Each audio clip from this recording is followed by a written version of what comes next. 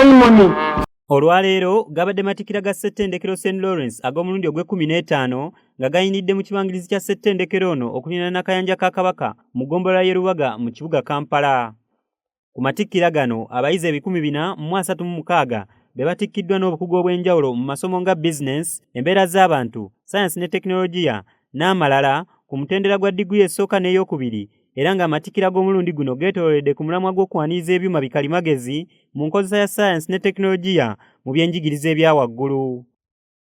Our theme, which runs Embracing Artificial Intelligence in Contemporary Higher Education, perfectly summarizes the transformative journey we've undertaken and the exciting path. Senkulu wa ssettendekero ono era nga ye mumyuka w'omukulembeze w'eggwanga omukyala Jessica Lupo ayogedde ku mulamwa gw'amatikkira g'omulundi guno era n'awabula ku nkozesa ya science ne tekinologiya ko n'ebyuma bikalimagezi.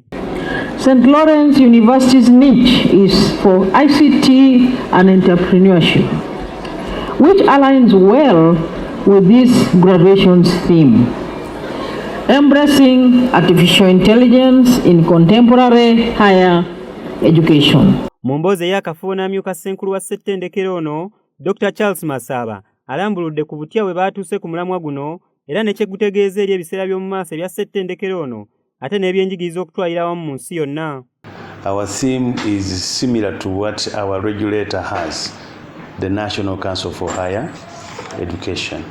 Ono era ategeezezza ng'abayizi ba ssettendekero St. Lawrence okuva mu bbanguliro ya science ne tekinologiya bwe bagenda okwetaba mu mwoleso gwa science ne tekinologiya embalala gye bujjako mu mwaka guno okuvuganya mu buyiiya obwa science ne tekinologiya. In March, we are going to participate at national level. It's going to be in Mbarara.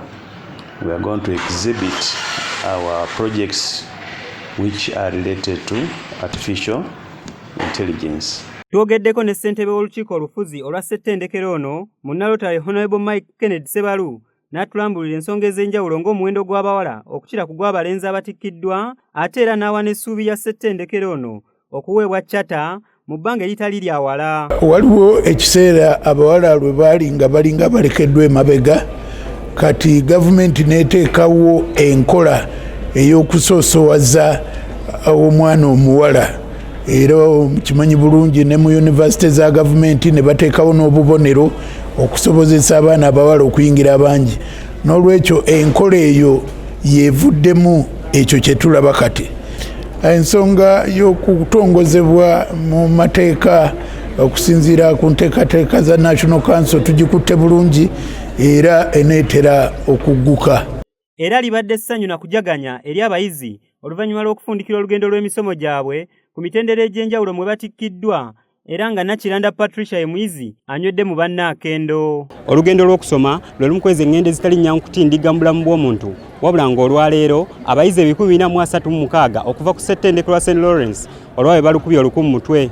Bano bagenze okutikkirwa ng'eggwanga liri mu kulafubana n'okusomozebwa kw'ebbula ly'emirimu era ekisigadde okwebuuza bwe butya bano bwe bagenda okuteeka mu nkola ebyo ebibasomeseddwa. Golola Kigozi Joseph, ku Lwasilawo TV, Amafefete.